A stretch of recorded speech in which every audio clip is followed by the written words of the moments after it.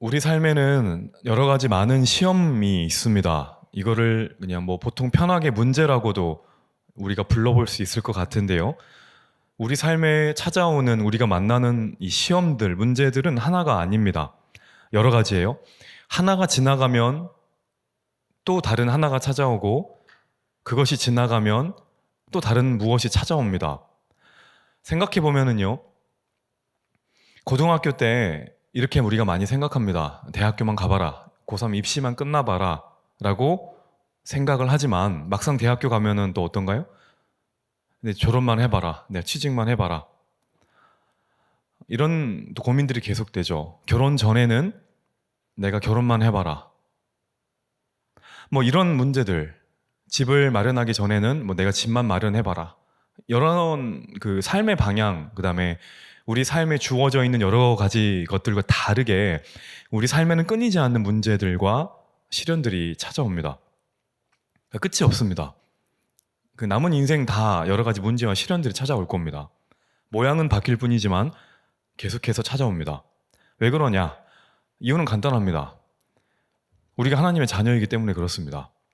하나님은 우리를 절대로 온실 속의 화초로 키우실 생각이 없으십니다. 우리를 여러 가지로 훈련시키십니다. 왜냐하면 훈련받지 않는 믿음은 절대로 성장하지 않기 때문이고, 하나님은 우리의 믿음이 자라고 자라서 예수님에게까지 이르기를 원하고 계시기 때문에 그렇습니다. 그 훈련의 도구가 뭐냐면 이겁니다. 시련입니다. 그리고 우리가 고난이라고 말하는 것들입니다. 그래서 우리 삶에 필요한 게 뭐냐면 믿음인데, 이 믿음이 가끔 말씀드렸지만 원어로 보면은 버티다, 견디다라는 말로 더 많이 쓰이는 단어입니다. 그러니까 인내, 견디는 것이 믿음이라고 할 수 있겠습니다. 요즘에 많은 사람들이 운동을 합니다. 헬스를 하고 집에서 홈트를 하기도 합니다. 여러분 운동을 해보면은 보통 사람들이 알아요. 언제 근육이 생기나요? 트레이너가 하나만 더 하세요라고 할 때 있죠. 팔이 부들부들 떨리면서 안 올라가는데 끝까지 얼굴로 아령을 드는지 팔로 드는지 모르는 정도로 얼굴이 구겨지면서 들 때, 그때 근육이 생긴다고 전문가들이 많이 말을 하던데, 여러분 마찬가지입니다. 그리고 힘들지 않는 것은 운동이 아닙니다. 그리고 살 빠지는 거는 땀이 나고 심장이 뛰면서 포기하고 싶을 때부터 지방이 연소된다고 하잖아요. 힘들기 시작할 때부터가 진짜 운동이죠. 우리가 다 알고 있는 사실입니다. 그것을 견뎌내는 것만큼 나의 근육이 되는 거고요. 그것을 이겨내는 것만큼 심장이 단단해지는 겁니다. 신앙도 똑같습니다.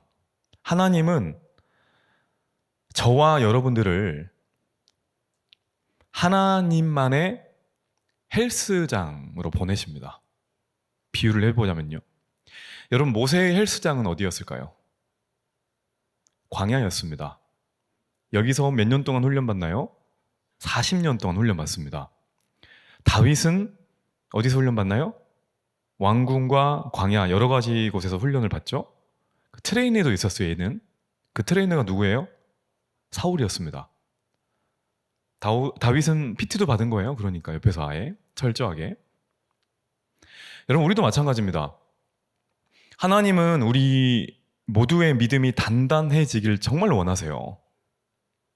그래서 지금 우리가 서 있는 그곳으로 보내는 겁니다. 이곳은 우리 영적인 헬스장입니다. 그리고 어떤 분들에게는 퍼스널 트레이너가 붙었을 겁니다. 나의 믿음을 더 단련시켜줄. 그런데 우리는 이것을 보통 깨닫지 못합니다. 그리고 시련이 올 때, 고난이 올 때 보통 어떻게 생각하냐면, 진짜 좀 빨리 끝났으면 좋겠다. 저 사람 내 눈앞에서 좀 사라졌으면 좋겠다. 이 회사 빨리 그만둬야지. 내가 학교를 빨리 옮겨야지. 이런 생각 들지 않으신가요?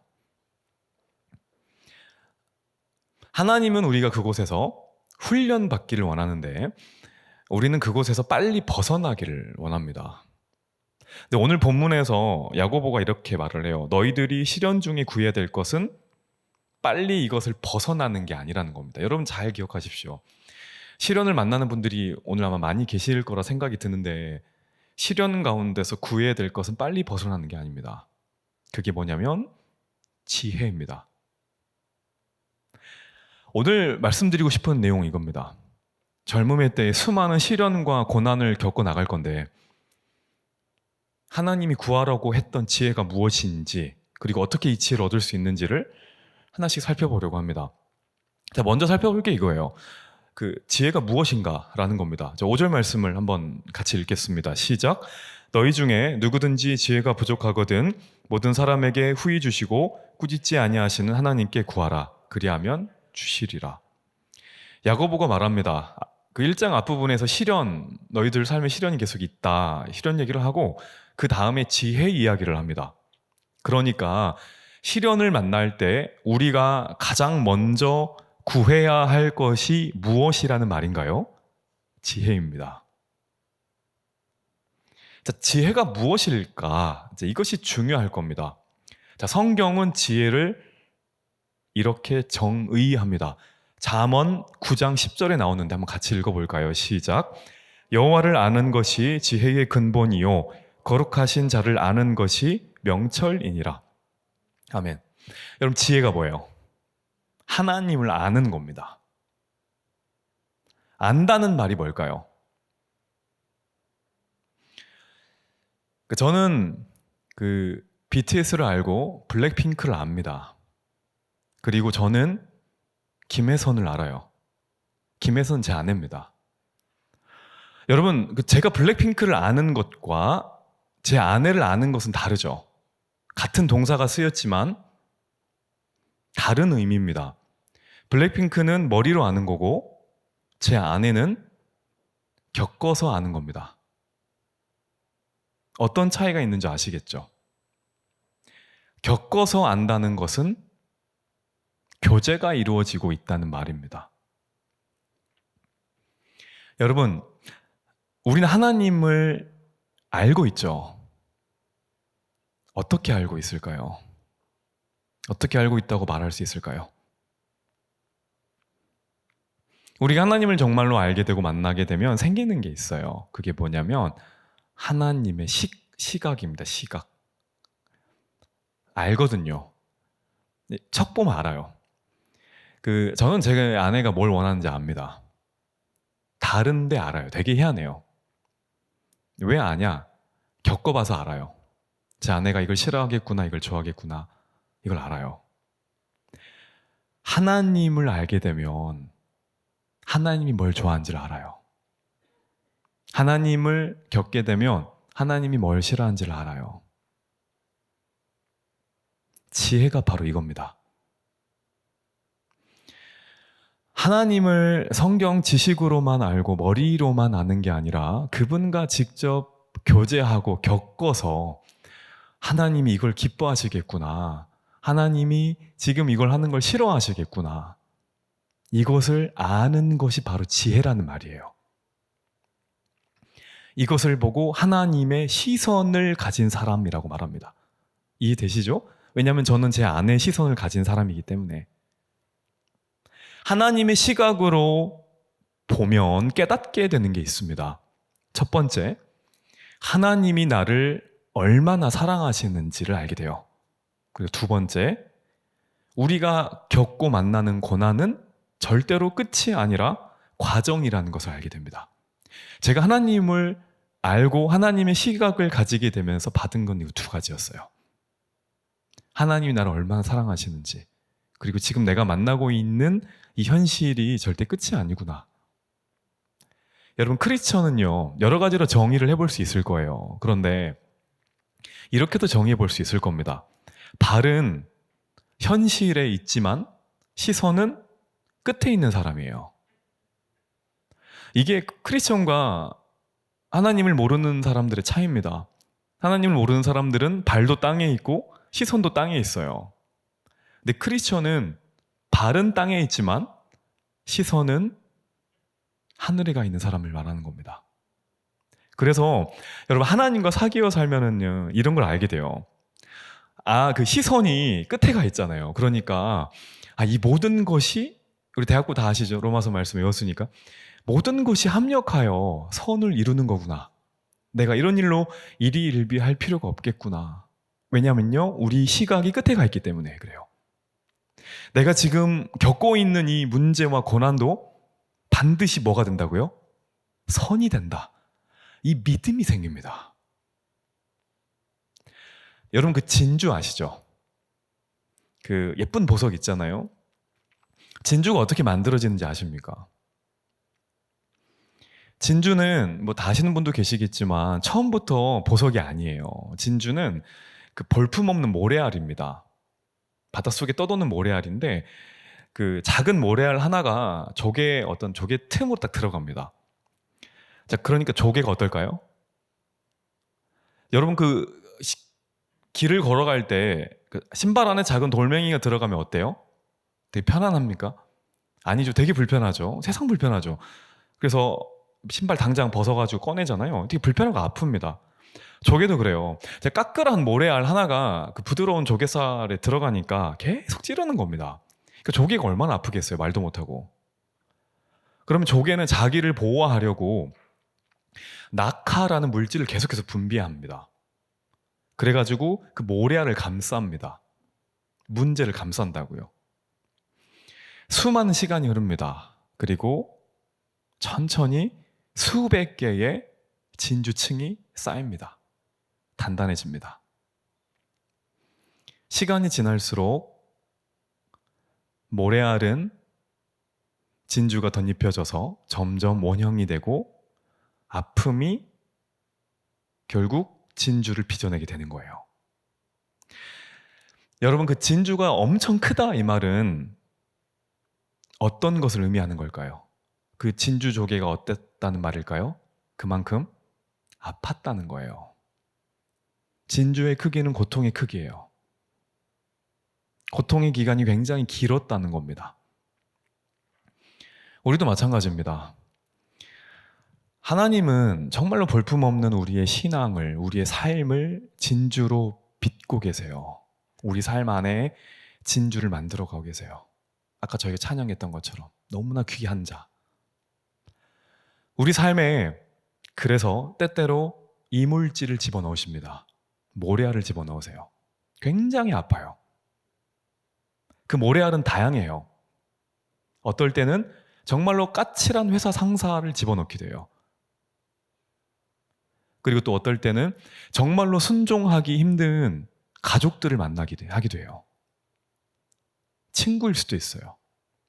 그리고 내 건강의 문제를 다루시기도 하세요. 그게 나의 이물질이에요. 내 삶의 이물질이 찾아왔었을 때 그때 필요한 게 뭐라고요? 지혜라고요, 지혜. 야고보서 5장 11절 말씀 같이 읽어보겠습니다. 시작. 보라, 인내하는 자를 우리가 복되다 하니 너희가 욥의 인내를 들었고 주께서 주신 결말을 보았거니와 주는 가장 자비하시고 긍휼히 여기시는 이시니라. 자, 여기서 정말 중요한 단어가 있는데 그 단어가 뭘까요? 다 중요해 보이죠? 정말 중요한 단어가 뭐냐면 결말입니다. 결말. 자, 주께서 주신 결말을 보았거니와, 자, 누가 지금 이 시련을 이길 수 있는 거예요? 아까 말씀드렸던 것처럼 무엇을 볼 수 있는 사람이요? 이 일의 결말을 볼 수 있는 사람은 시련을 이길 수 있습니다. 지혜는 현재 내 품을 파고들었던 모래알을 보는 게 아니라 나중에 만들어질 무엇을 보는 것이 지혜예요? 진주를 보는 것이 지혜라고요. 하나님께서는 우리에게 이 시선을 주신다고요. 이 시각을 주신다는 겁니다. 이것을 보면 이길 수 있어요. 이것을 보면 품을 수 있어요. 이것을 보면 눈물로 기도할 수 있어요. 우리에겐 눈물이란 낙하가 있기 때문에. 이게 안 보이니까 빨리 빼버리고 싶은 거예요. 제가 대학부 지체들을 신방하다 보면 참 각자에게 많은 모래알들이 있구나라는 걸 알게 됩니다. 얘에게는 뭐 가정의 문제, 얘에게는 직장의 문제, 건강의 문제. 그거 이야기를 듣다 보면 마음이 너무 아픈 거예요. 끝나고 항상 기도를 합니다. 본당에 와서 많이 기도를 하는데 이 기도를 하는 거예요. 하나님, 이 모래알을 빼주시기 전에 이 모래알이 이 아이에게 진주가 될 줄 믿습니다. 다만 이것이 이 아이에게 진주가 될 거라는 것을 바라볼 수 있는 지혜를 허락하여 주시옵소서. 이게 우리에게 필요한 기도입니다. 우리 주님 분명히 말씀하셨습니다. 모든 것이 합력하여 뭐가 된대요? 선을 이루느니라. 내가 너희와 항상 어떻게 하신대요? 함께 하시리라. 정말로 많이 힘드신 분 계십니까? 하나님이 지켜주실 겁니다. 우리의 모래알은 결국 진주가 될 거예요. 시련은 있지만 그래서 우리는 절대 실패할 수 없어요. 하나님의 자녀는 시련은 만나지만 실패할 수 없는 자들입니다. 여러분, 믿음이 뭔가요? 믿음은 열심히 한다는 말이 아닙니다. 단순히 기도 많이 하고 성경을 많이 본다는 것이 믿음이 좋다는 말이 아니에요. 믿음이 있다는 것은 결말을 안다는 겁니다. 믿음이 좋다는 것은 어떠한 환경 가운데서도 끝까지 결말을 본다는 거예요. 그것을 보고 믿음이 좋다고 이야기를 하는 겁니다. 결말이 내가 아니라 결말이 하나님인 것이 바로 믿음입니다. 하나님의 시선을 통해 나의 모래알이 결국 진주가 된다는 것을 믿고요. 하나님의 자녀의 삶에는 시련은 있지만 절대로 실패가 없다는 것을 확신하는 우리 모두가 되기를 간절히 축원합니다. 여러분, 지혜가 하나님을 아는 것이라고 말씀드렸잖아요. 자, 그러면 이제 이런 또 설명을 드려볼 수 있을 것 같아요. 우리가 하나님을 알기 위해서는 무엇이 필요하냐입니다. 어떻게 교제하냐 이거예요. 두 가지입니다. 하나는 말씀의 사람이 되는 것이고요. 두 번째는 의심하지 않는 겁니다. 자, 하나씩 설명을 드려볼게요. 5절 말씀을 다시 한번 읽어보겠습니다. 시작. 너희 중에 누구든지 지혜가 부족하거든 모든 사람에게 후히 주시고 꾸짖지 아니하신 하나님께 구하라. 그리하면 주시리라. 야고보서는 누가 썼을까요?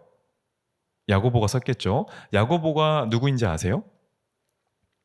예수님의 제자가 아니라 예수님의 친동생입니다. 야고보는 여러 야고보가 있거든요. 근데 야고보서를 쓴 야고보는 예수님의 친동생 야고보를 말해요.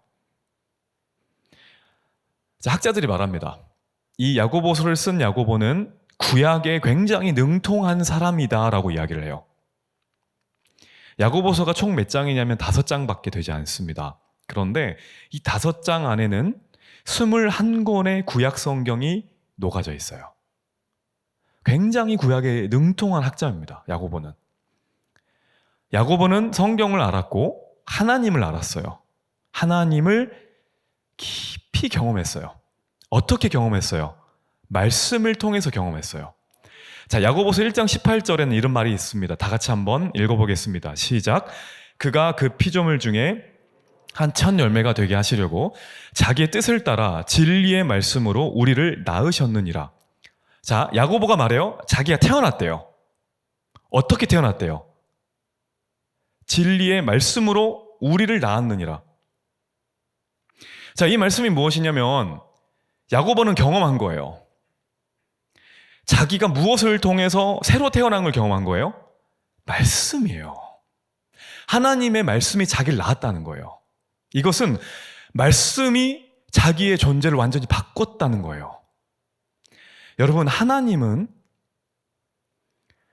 말씀을 통해서 만날 수 있습니다. 성경을 통해서 만날 수 있어요. 우리 앞에 여러 가지 고난이 있어요. 여러 가지 시련이 있습니다. 어떻게 그 시련을 이겨나갈 수 있겠습니까? 어떻게 그 문제들을 해결해 나갈 수 있을까요? 간단합니다. 말씀의 사람이 되어야 돼요. 말씀으로 다시 태어나야 됩니다. 말씀으로 성장해야 되고 말씀으로 인도함을 받는 말씀의 사람이 되어야 돼요. 그러면은 모든 시련은 넉넉하게 이길 수 있어요. 중요한 것은 아까 말씀드렸다시피 머리로 아는 게 아닙니다. 절대로 성경은 머리로 읽어지는 책이 아니에요. 성경을 쓴 사람들은 절대로 지식으로 쓰지 않았습니다. 감동으로 쓴 겁니다. 경험해야 돼요. 말씀을 경험해야 돼요. 말씀이 살아서 움직여서 나의 삶을 잡는 걸 경험해야 돼요. 이게 크리스천이에요.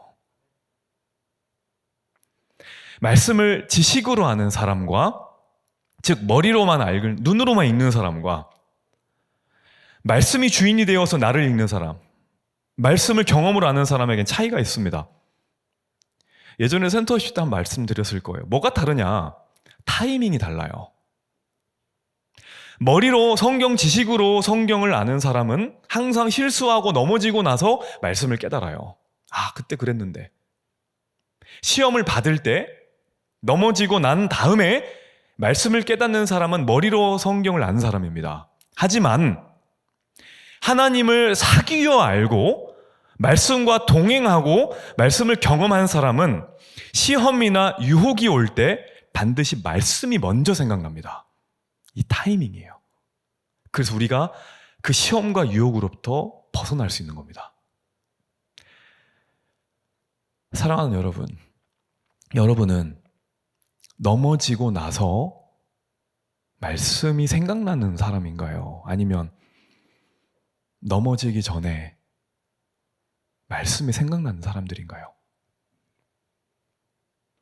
우리가 시편을 묵상하다 보면은 다윗의 고백이 참 많이 나오잖아요.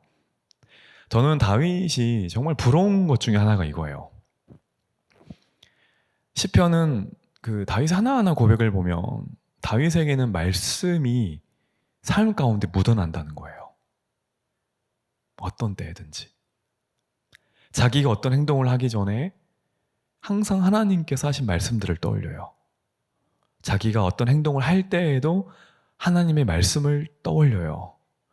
자기가 어떤 행동을 한 후에도 하나님의 말씀으로 그것을 복기해봐요.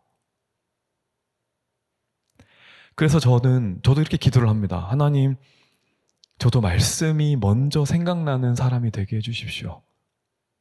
넘어지고 말씀으로 항상 안타까운 자가 아니라 살아계신 하나님의 말씀이 나를 먼저 깨우고 나를 인도해 주시는 것을 경험하게 해주십시오. 전 이 기도를 새벽마다 합니다. 우리가 새벽에 새벽기도 참석하고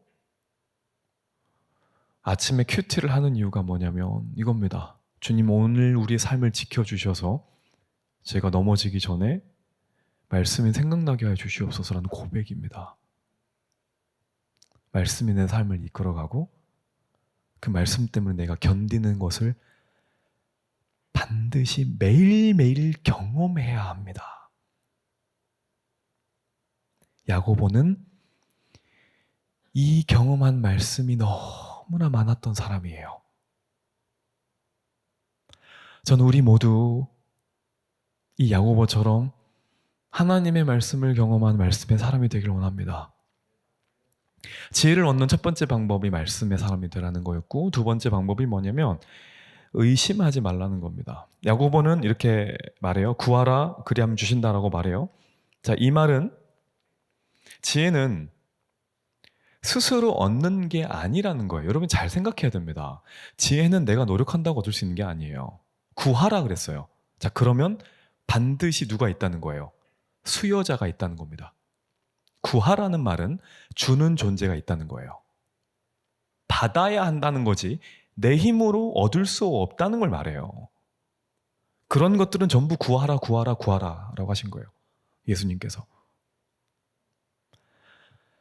어떻게 구해야 되냐면 6절에 이런 말이 나오는데 6절 같이 읽어볼게요. 시작. 오직 믿음으로 구하고 조금도 의심하지 말라. 의심하는 자는 마치 바람에 밀려 요동하는 바다 물결 같으니. 어떻게 구하래요? 믿음으로 구하고 조금도 의심하지 말래요. 여러분 그 믿다의 반대말이 뭐냐면 뒤에 나오는데 오직 믿음으로 구하고 조금도 의심하지 말라. 의심하다입니다. 중요한 건 이 의심하다의 의미예요. 자, 무엇을 의심하지 말라는 걸까?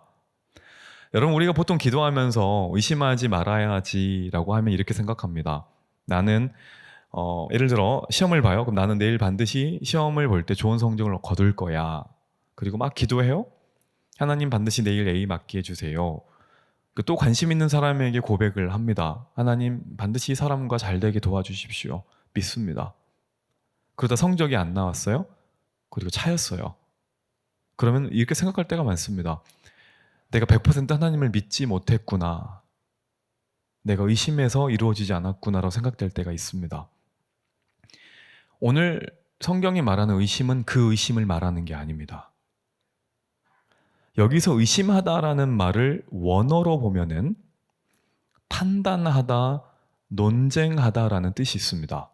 그리고 이 의심하다라는 말은 보통 죄귀적인 용법으로 쓰입니다. 그러니까 죄귀적 용법 들어보셨죠? 영어 시간에도. 이 용법이 뭐냐면 목적어가 나일 때를 말해요. 그러니까 보통 이렇게 쓰입니다. 쉽게 설명하면 스스로 논쟁하다, 스스로 판단하다, 나를 판단하다 이런 의미입니다. 그러니까 결국 이런 말이에요. 의심하지 말라는 말은 스스로를 판단하지 말라는 거예요. 기도의 내용을 의심하지 말라는 것이 아니라 스스로 너 자신을 의심하지 말라는 겁니다. 자, 선악과를 먹은 인간은 늘 스스로를 판단합니다. 판단의 주체는 우리가 될 수 없어요. 그런데 선악과를 먹은 이래로 판단의 주체가 하나님이 아니라 내가 되었기 때문에 우리는 늘 우리 자신을 판단합니다. 나는 기도 응답 받을 만한 사람이 아니야. 내가 이렇게 살았는데 하나님이 내 기도 응답해 주겠어. 나 같은 사람은 기도해도 안 될 거야. 내가 이 정도 기도한다고 될까? 이게 여기서 말하는 의심입니다. 이거 하지 말라는 거예요. 우리가 이럴 때가 참 많죠. 제가 보통 아이들하고 신방하다 보면은 이런 얘기 많이 합니다. 목사님, 저는 기도할 만한 자격이 안 돼요. 하나님이래. 목사님, 제 기도는 제 삶을 보니까 하나님이 안 들어주실 것 같아요. 그 근거가 뭐예요? 납니다, 나. 이거 하지 말라는 거예요. 저도 그럴 의심을 할 때가 많습니다. 나 같은 사람, 나 같은 목사도 이런 기도를 해도 되나? 이런 생각하지 말라는 거예요. 여러분 보세요. 예수님은 참 많은 기적을 행하셨어요. 그런데 그 많은 기적들을 행하시는 것보다 더 중요한 게 있었는데 그게 뭐였냐면 시험을 이기신 겁니다. 시험을 이기시고 나서 많은 기적들을 행하신 거 다 아시죠? 예수님이 사역을 시작하기 전에 마귀에게 시험을 받으셨잖아요. 마귀가 3가지 질문을 던집니다. 그때 공통적으로 시작하는 말이 있습니다. 그 말이 뭘까요? 만일 네가 하나님의 아들이거든. 이게 바로 의심입니다. 확실한 존재에 대한 의심을 불러일으켜요. 똑같이 공격합니다.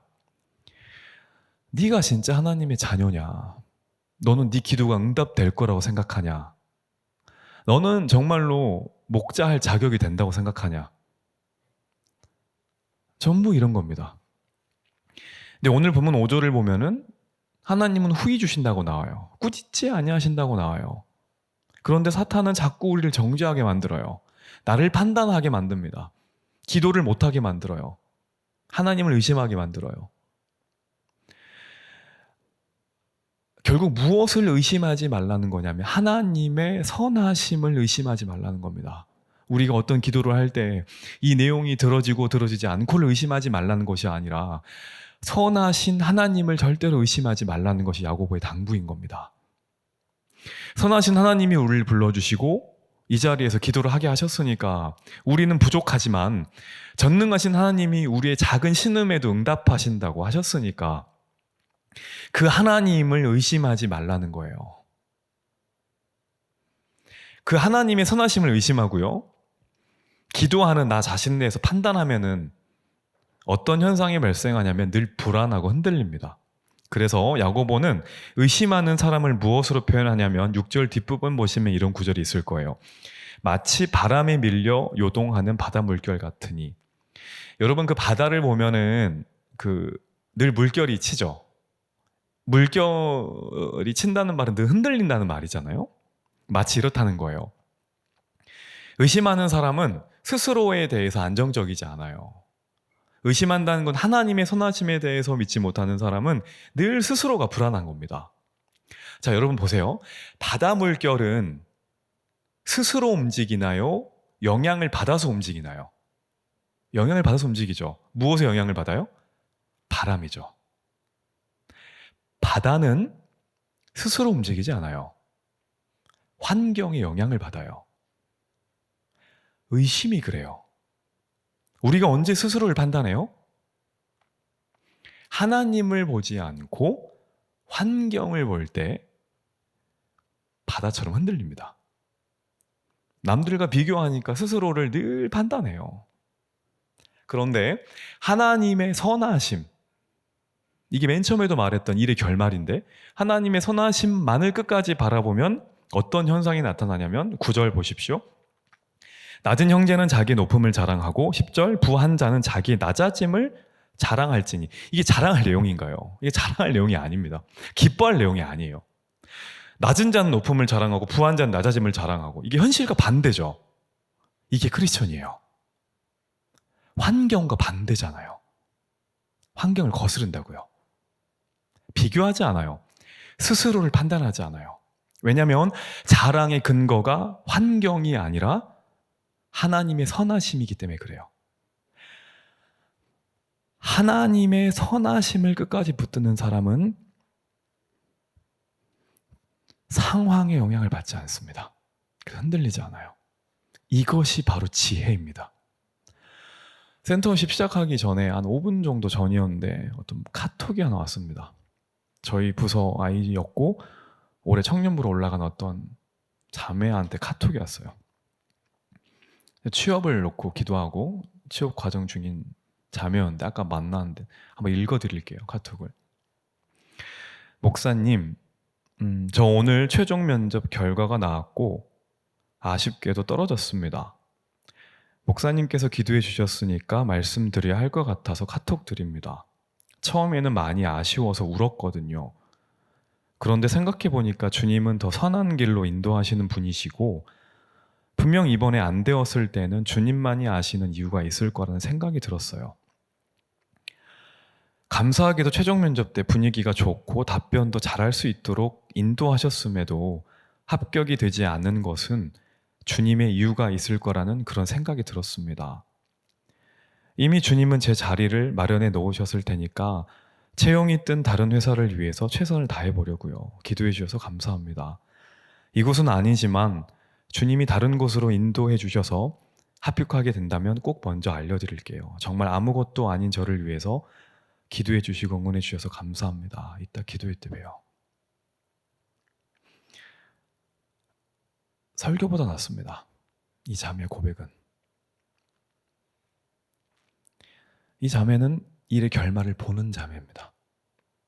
그리고 환경의 영향을 받지 않는 자매입니다. 끝까지 선하신 하나님을 믿는 자매입니다. 저는 이 자매의 미래를 축복합니다.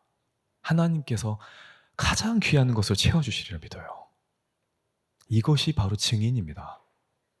내가 잘 돼서 잘된 것을 나타내는 게 아니라 환경이 흔들리지 않는 하나님의 선하심을 나타내는 사람이 증인이에요. 말씀을 마무리하겠습니다. 여러분, 사막하면 생각나는 동물이 있죠. 그 동물이 뭔가요? 너무 많으신가요? 낙타입니다. 사막을 횡단할 때 낙타만큼 좋은 게 없다고 해요. 왜냐하면 몇 가지 이유 때문인데, 먼저 낙타는 눈썹이 굉장히 길대요. 마스카라 이런 거 안 했는데 굉장히 길답니다. 펄럭펄럭거린대요. 부러우시죠? 왜 그러냐면 사막에는 모래바람이 굉장히 많이 불잖아요. 그러니까 눈에 모래가 많이 들어간대요. 긴 눈썹이 이렇게 딱 덮어주는 겁니다. 이렇게 낙타 눈을 덮어가지고 눈을 보호해 줍니다. 긴 눈썹. 두 번째 특징이 뭐냐면 낙타면 떠오르는 게 뭐예요? 등에 혹이죠. 그리고 저는 어렸을 때 낙타의 혹에 물이 있는 줄 알았어요. 근데 물이 아니라 지방이라면서요. 그래서 그 몇 달 먹지 않아도 사막을 횡단하면서도 충분히 버틸 수 있게 하나님께서 만드셨다는 것이 혹이었고요. 이제 사람들이 잘 모르는 중요한 낙타의 특징이 한 가지 있습니다. 그게 뭐냐면 바로 무릎입니다. 낙타의 무릎에는 아주 두꺼운 굳은 살이 박혀 있습니다. 왜 그럴까요? 자주 무릎을 꿇으니까. 사막에서 그 모래바람이 어마어마하게 불 때, 유튜브 이런 영상 한번 찾아보십시오. 어마어마하게 불 때는 그 모래 폭풍이라고 하죠. 모래 폭풍이 불 때 눈썹으로 그 가려지지가 않는데요. 그럴 때는 어떻게 하냐면 낙타가 조용히 무릎을 꿇습니다. 그리고 고개를 숙입니다. 어마어마한 모래 폭풍이 지나가기를 하염없이 무릎을 꿇고 기다립니다. 옛날에 낙타 무릎이라는 별명을 가진 사람이 있었습니다. 무릎에 굳은 살이 박혀 있는 거예요. 하나님 앞에 그만큼 무릎을 많이 꿇고 기도했다는 의미겠죠. 그 사람이 바로 오늘 본문을 쓴 야고보입니다. 그리고 저희 대학부는 이번 수련회 때 이관영 목사님을 통해서 이 야고보서를 깊이 있게 다룰 겁니다. 야고보는 무릎의 사람이었습니다. 기도의 사람이었습니다. 낙타 무릎을 가진 사람은 지혜를 깨닫습니다. 보통 많이 쓰이는 부위에 굳은 살이 박히죠. 웨이트 트레이닝을 하는 사람은 어디에 굳은 살이 박혀요? 여기 손에 박히죠. 테니스나 복싱 이런 걸 하는 사람 어디에 굳은 살이 박히는지 아세요? 발바닥에 박힌대요. 급 정거를 많이 해야 되니까. 자, 기타리스트 같은 경우는 어디에 굳은 살이 박혀요? 여기 손마디에 박히죠. 질문 드려보겠습니다. 여러분들의 굳은 살은 지금 어디에 박혀 있습니까?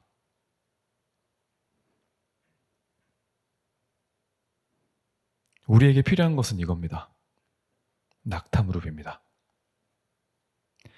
낙타도 자기가 감당하기 힘든 시련을 만났을 때는, 힘든 모래 폭풍을 만났을 때는 무릎을 꿇습니다. 우리 인생에는 수많은 모래 폭풍이 지나갈 때가 있습니다.